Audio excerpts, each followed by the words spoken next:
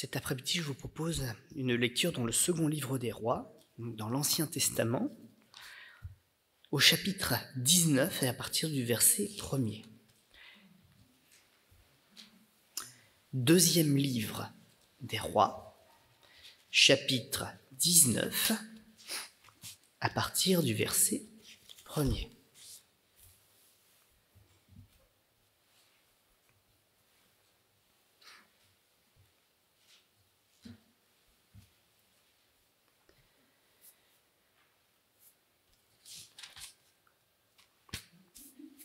Lorsque le roi Ézéchias eut entendu cela, il déchira ses vêtements et se couvrit d'un sac et alla dans la maison de l'Éternel. Il avait donc appris une très mauvaise nouvelle. Il envoya Éliakim, chef de la maison du roi, Shebna, le secrétaire et les plus anciens des sacrificateurs couverts de sacs, vers Ésaïe, le prophète, fils d'Amoz.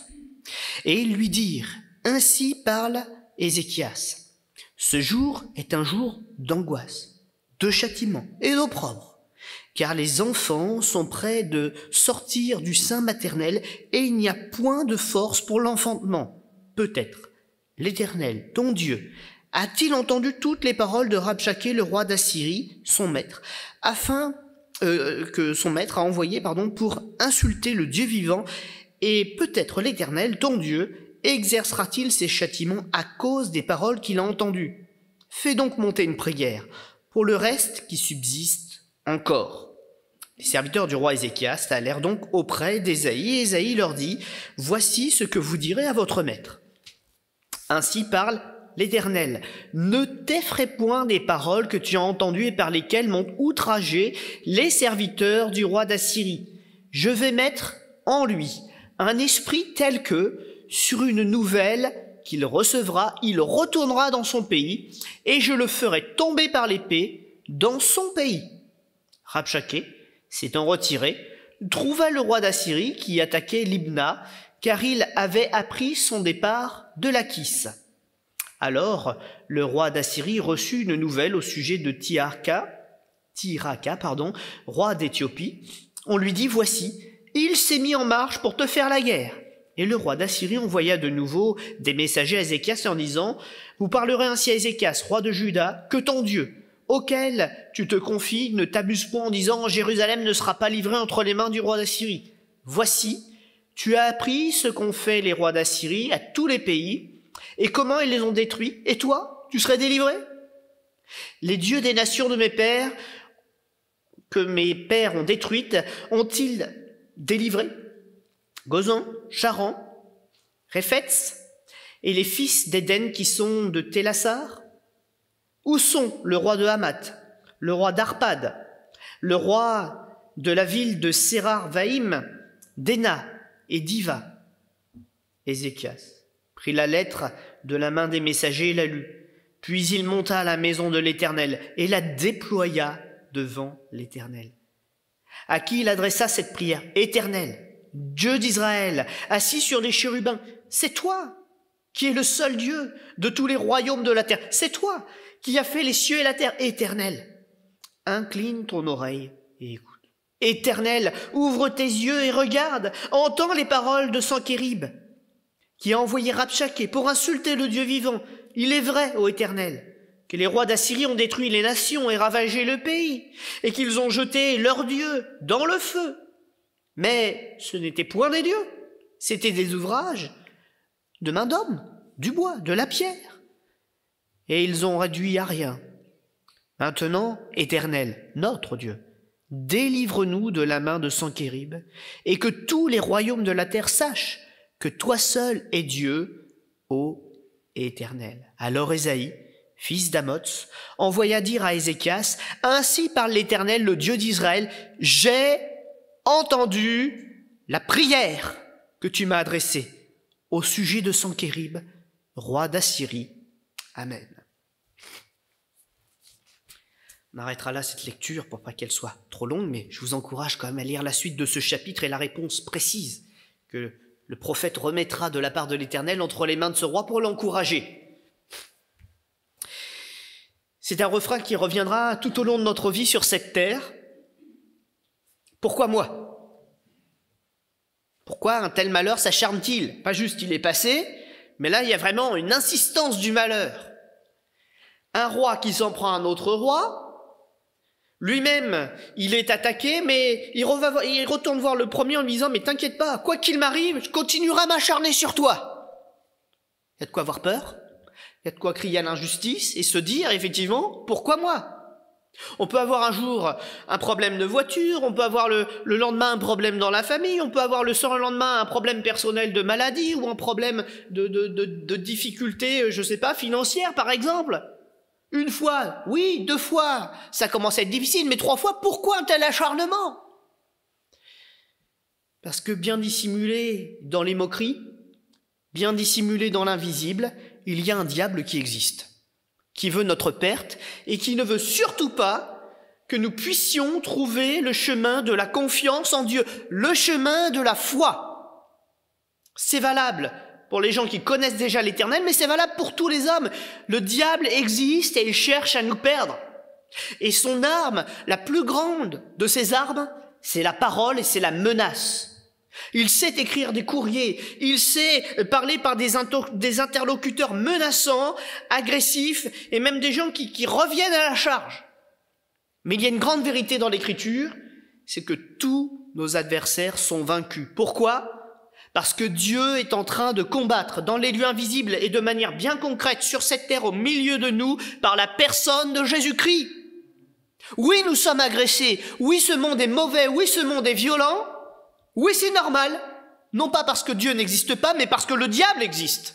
Et si nous avons un moyen d'espérer, si nous avons un moyen pour nous en sortir, c'est bel et bien parce que la main tendue de la grâce de Dieu est tournée dans notre direction. Notre Dieu nous cherche. Et nous serons perdus si nous ne l'écoutons pas, si nous cédons aux menaces, si nous cédons à l'adversaire. Mais si nous écoutons la voix de Dieu, en disant assurément si le malheur existe, l'auteur du bonheur existe aussi, et si nous nous tournons dans sa direction, eh bien, nous verrons quelque chose que le diable essaie de nous empêcher de voir, c'est que Dieu est favorable aux hommes qui se repentent et qui le cherchent. Et il y a une grande réalité, la Bible nous le dit, en réalité, Dieu n'est pas loin de chacun d'entre nous, il est tout à côté. C'est dans notre colère, c'est dans notre aveuglement, c'est dans notre rejet de la foi que nous devenons aveugles. Mais si un instant, peut-être parce que nous en avons besoin, peu importe la raison, nous écoutons ce que le Seigneur a à nous dire, nous verrons qu'il y a un chemin tout tracé pour notre délivrance. Et pourquoi l'adversaire s'acharne-t-il? Parce qu'il veut nous rendre aveugles et que nous périssions. Comme lui-même a été appelé à être condamné et qu'aujourd'hui il essaie de détruire un maximum de la création de Dieu dont nous faisons partie. Il essaye de blesser Dieu en nous entraînant dans sa chute. Alors mes amis, s'il y a bien une chose pour sauver notre âme cet après-midi, c'est de prendre ce point de départ. Ne laissons pas le diable nous tromper. Ne le laissons pas nous tromper, parce que c'est notre bonheur tout entier qui partirait. Ce n'est pas en nous éloignant de Dieu, ou en nous en prenant à Dieu, ou à ce que l'on appelle Dieu, que l'on trouvera les réponses. Mais c'est en faisant confiance à Dieu, même dans les temps où nos yeux ne voient pas tout. Je lisais ce matin le titre qu'un frère a choisi pour son message, je crois que c'était dimanche dernier, et plutôt que de mettre ce titre « La foi », il a marqué l'incertitude dans la confiance, ou la confiance dans l'incertitude. C'est une autre façon de dire la foi, c'est-à-dire que nos yeux ne voient pas encore le plan de Dieu. Mais ça ne nous empêche pas de savoir que Dieu existe, qu'il a quelque chose de bon pour nous et de nous attacher à lui. Voilà la foi. Nos yeux ne voient pas encore, mais voir, c'est la récompense. Quand on s'est attaché au plan de Dieu, quand au travers de l'épreuve, on a dit, Dieu a dit ça, je vois pas, même à la limite, je comprends pas comment il fera, mais puisqu'il a dit ça, j'y vais. Et de le voir s'accomplir, c'est la récompense de l'obéissance, d'avoir suivi l'Éternel. Et là, nous avons un roi, Ézéchias, qui est un homme de foi. C'est quelqu'un qui a procédé à plusieurs réformes dans sa vie, et nous voyons bien que malgré ce qu'il a vécu avec Dieu, il est mal à l'aise dans ce qu'il est en train de vivre maintenant. Comment je vais vivre la délivrance? Plusieurs sont déjà tombés. L'adversaire s'acharne et il m'en veut vraiment à moi. Il n'en veut pas à l'autre à côté, il m'en veut à moi aujourd'hui. Eh bien, il a beau être un homme de foi, comme il ne voit pas les choses, il a du mal. Est-ce qu'on peut lui en vouloir? Non. Mais quel est son réflexe? C'est de dire je vais aller faire des alliances improbables à droite ou à gauche, grossir mon armée pour essayer de résister un petit peu plus. Je vais me dépouiller encore un peu plus de mon or, de mes moyens pour essayer de vivre quelques années supplémentaires. Non. Il va faire peur de son malheur, de sa détresse à ses proches conseillers, les envoyer vers le prophète. Celui qui a ce service particulier d'être un porte-parole de Dieu et va demander conseil au Seigneur. Il va se passer ce qui a été annoncé. Et l'adversaire revient à la charge. Et cette fois, il prend la lettre qu'il reçoit pleine de menaces et c'est lui en personne qui y va. Et il nous est dit, vous avez lu le texte avec moi, hein, il a pris la lettre et il nous dit, au verset 14, il la déploya devant l'Éternel. Et ça ne devait pas être un petit courrier. Vous savez qu'à l'époque, c'était des rouleaux. Alors il a dû marcher un petit peu et dire, voilà, ça va de là jusqu'à là. Voilà l'étendue de mon malheur aujourd'hui. Et l'Éternel lui répond, mais t'inquiète pas, je prends les choses en main. Je prends les choses en main. La longueur d'un rouleau de papier, ça ne me fait pas peur. Les mots utilisés par des hommes, ça ne me fait pas peur. Notez notamment qu'il y a une expression qui est utilisée.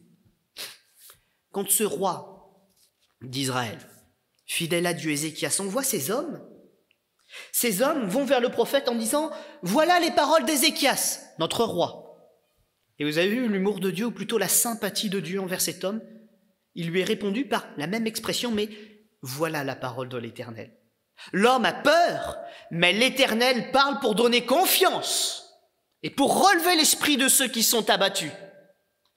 Et cet après-midi, vous avez le droit de venir avec vos mots de détresse, vos mots d'incompréhension et de dire voilà la parole de Didier, voilà la parole de David, voilà la parole de Jocelyn, de Myriam ou de n'importe qui parmi nous. Nous avons le droit. Notre Dieu est prêt à tout entendre de notre détresse. Il connaît nos larmes, il connaît nos cœurs. Mais quand il répondra, voilà ce que ton Dieu te répond. Prends courage, fortifie-toi, avance. Je connais ta détresse, avant même que tu me la présentes. Mais par contre, tu as bien fait. Tu es venu me rencontrer pour me dire le fond de ton cœur. Et avec ça, je peux travailler. Avec ça, je peux te parler précisément. À toi! Parce que tu as fait un acte de foi. Et c'est ça qui manque à beaucoup de gens. Ils parlent d'un Jésus qu'ils ne connaissent pas. Ils parlent d'un Jésus qui a fait du bien dans le lointain, mais ils ne l'ont jamais consulté pour sortir de leur malheur. Ils s'en font une définition. Moi, ce que je vois dans ce texte, c'est que malgré le fardeau de cet homme, Dieu n'est pas resté sourd. Dès qu'il y a eu une question, il y a eu une réponse. Est-ce que Ézéchias est resté sans réponse? Non. Qu'il envoyait un messager ou qu'il soit allé lui-même, il a eu une réponse précise. Est-ce que l'Éternel s'est lassé de lui répondre? Non. Est-ce que l'Éternel s'est lassé, alors là, il faudrait reprendre les autres textes que nous n'avons pas encore lus, qui sont autour de celui-ci, mais de le voir et de le retrouver tous les jours, aux mêmes heures, à répéter la même prière, chez lui, dans le temple ou ailleurs? Est-ce que l'Éternel s'est lassé de celui qui était en train de pleurer? Non.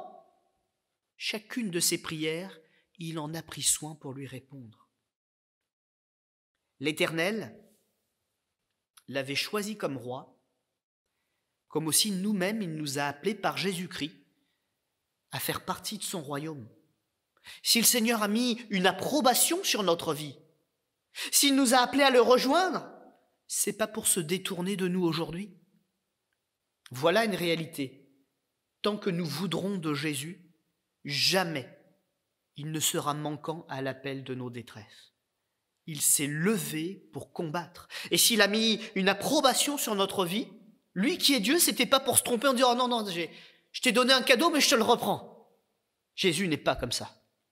Il a donné en sachant très bien à qui il a donné son approbation, sa force. Il sait très bien pour qui il est mort à la croix. Il sait très bien pour qui il n'est pas descendu de la croix. Et cet après-midi, il sait très bien ce qu'il veut encore faire avec nous. Mais il faut venir à lui.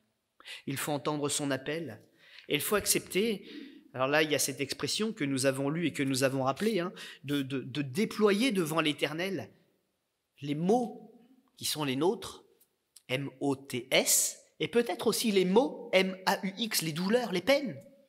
Mais il faut être vrai. Comme quelqu'un dirait dans sa façon de parler d'aujourd'hui, déballe ton sac. Si tu veux que le Seigneur fasse une œuvre en profondeur en toi, vide tout ce qu'il y a de mauvais en toi. Toutes les peines, les colères, les amertumes, déverse ton sac, ouvre-le. Et tu verras que Dieu ne trompe pas. Parce qu'à chacune de ces détresses que tu lui auras confessées, chacune de ces erreurs que tu lui auras confessées, il apportera une réponse qui réjouira ton cœur et il te permettra de vaincre chacun de ces ennemis dont tu lui auras parlé. C'est pas qu'il ne peut pas le faire même quand tu te tais, mais quand tu vas le dire et qu'il va agir, tu seras obligé de reconnaître, c'est moi qui lui ai dit de faire ça, c'est moi qui lui ai demandé. Et parce qu'il m'aime, il l'a fait. Et tu seras obligé de rendre gloire à l'Éternel. Il n'y aura plus de secret entre vous et toi. Et tu ne pourras plus dire, j'étais dans l'ignorance, je ne savais pas. Mais tu diras, j'ai ouvert ma bouche et l'Éternel m'a répondu. As-tu peur de changer? Parce que c'est la seule chose qui peut se produire quand on fait ça. Quand on prie sincèrement, on a une chose à craindre, entre guillemets, hein, c'est que Dieu réponde. Et ça, c'est important. Parce que notre vie peut être et doit être entièrement bouleversée par cette relation nouvelle. Celui qui prie sincèrement ne peut plus rester le même. Et je plains ceux qui prient et dont la prière ne dépasse pas le plafond. Parce qu'à quoi sert leur religion? À quoi sert leur Dieu? C'est pas un élément de notre texte, ça? Le roi qui menaçait Ézéchias, il mettait dans sa petite liste d'arguments bien trouvés, tous les autres y sont passés, et leurs idoles, on les a pris, on les a brûlés. Ben oui, mais le Dieu vivant est vrai. Il a quoi comme représentation? Bon, on a parfois des croix, mais il n'est pas dessus. Hein. On se rappelle de ce qui s'est passé à la croix. On prendrait la croix pour la brûler. Je ne veux pas être grossier, hein, mais ça me ferait ni chaud ni froid. Mon Dieu, il n'est pas là. Ça me ferait de la peine, bien sûr. Mais au-delà de la peine, est-ce que ça détruirait ma foi? Mon Dieu, il n'est pas cloué là. Il a vaincu la mort, il est ressuscité. Allez le saisir, l'Éternel, vous mes ennemis. Je ne parle pas à vous, hein. C'est une métaphore. Mon Dieu ne se laisse pas saisir par des hommes. Mon Dieu est maître des hommes, des temps, des circonstances. Il tient mes destinées entre ses mains. Voilà le témoignage que nous rendons. Et Ézéchias, qui avait le droit d'avoir peur, une fois encore, recevra le secours de son Dieu. Alors, comme dit l'Écriture, à quoi sert de promener des regards inquiets? À chaque jour suffit sa peine, et nous avons vu tellement de fois la main de Dieu venir au secours même de celui qui était pauvre pour l'enrichir, lui donner à manger, lui sécher ses larmes. Qu'un roi ait des larmes séchées, on dirait presque c'est normal, il est entouré de plein de gens. Mais qui se soucie du pauvre? L'Éternel. Il a une place pour chacun d'entre nous. Et s'il a pris soin de ce roi, ne nous trompons pas, ce n'est pas un privilège, c'est parce que c'était un homme qui pleurait qui lui a demandé de l'aide. C'est pas parce qu'il était roi. Maintenant, n'importe lequel d'entre nous, homme ou femme ou enfant, qui veut vivre quelque chose avec Jésus, qui a besoin d'un sauveur, du sauveur, eh bien qu'il m'y fasse, non pas comme ce roi a fait, mais comme cet homme triste et abattu a fait. Livrer son cœur à Jésus qui sauve et qui pardonne encore aujourd'hui. Nous aurions pu prendre d'autres exemples, des grands hommes de foi, le prophète, parce que là on a parlé d'un roi, on aurait pu parler d'un prophète, le prophète Daniel, qui s'attristait de voir que le Seigneur n'avait pas encore répondu à sa prière.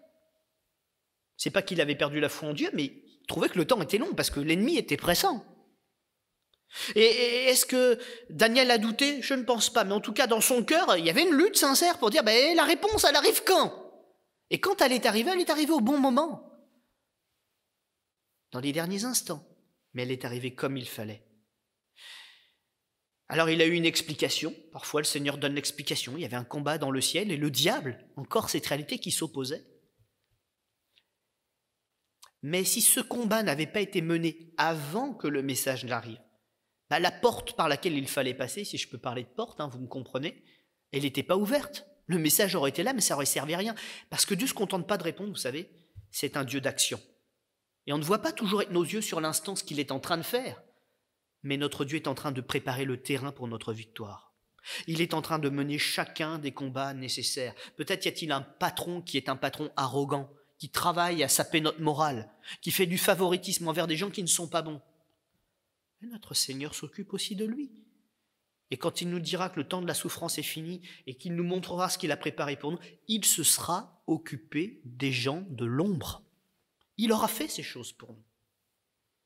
Alors ne promenons pas des regards inquiets, mais ayons foi en Dieu. Sa réponse arrive à point nommé, mais il a aussi déjà tout préparé en amont pour que nous soyons installés dans la victoire. On aurait pu parler de Samson, qui lui s'était rendu aveugle dans ses bêtises. Il en était même arrivé à un point où il croyait que son ennemi l'aimait. Et il était en train de se détruire lui-même, parce qu'il n'avait, lui, en revanche, pas pris au sérieux le don que l'Éternel lui avait fait. Je ne vais pas épiloguer, c'est un exemple parmi d'autres. Mais aujourd'hui, le Seigneur ne parle pas pour rien dire, c'est ça que je voulais dire. Et ce qu'il est en train de nous dire là, de prendre confiance, même alors que nous ne voyons pas encore le chemin par lequel il va nous faire passer, nous pouvons être assurés en tout cas d'une chose, c'est que notre crainte, il l'entend, quelle qu'elle soit, et qu'il ne nous laissera pas dans cet état. Il est en train de construire quelque chose de solide. Il n'y aura peut-être pas encore des générations après nous. Je ne sais pas de quoi est fait l'avenir, et je ne sais pas à quel moment le Seigneur va arrêter le fil de notre vie, le fil de l'Église, je ne sais pas. Il y a des événements qui se préparent, et je sais une chose, c'est tant que chacun d'entre nous, on sera vivant sur cette terre et dans la foi, le Seigneur n'en aura pas fini avec nous. Il tiendra la porte ouverte. Sankérib pourra hurler. Le roi d'Assyrie, Rabchaké aussi, pourront hurler, menacer, écrire des courriers. Le Seigneur dira, c'est pas le temps. Ils ne t'appartiennent pas. Je suis leur Dieu vivant. Et s'il y a un roi, rappelle-toi une chose, moi je suis encore au-dessus du roi. Je règne pour l'éternité. Amen. On va incliner notre front un instant. Notre Dieu qui règne pour l'éternité. Nous avons tous des sujets de tracas, des sujets de peine et d'interrogation. Mais s'il y a bien une chose que nous avons comprise et acquise le jour où nous avons mis le pied dans cette église, c'est que Dieu est vivant. Et que les ennemis, il y en aura toujours. Mais celui qui se lèvera le dernier, qui fera justice, qui parlera pour régler les affaires et dont on ne pourra pas contester la parole ni l'autorité, c'est toi.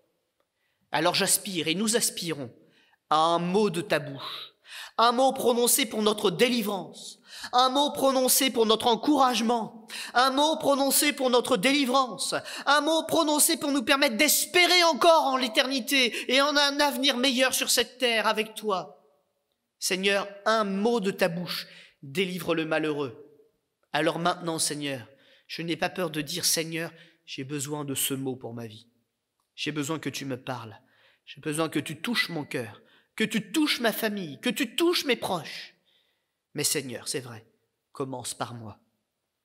Je veux apprendre, Seigneur, à te parler, à te dire ce qui me tracasse, pour que toi et moi, nous puissions œuvrer ensemble à notre bonheur, au bonheur de notre famille et des nôtres.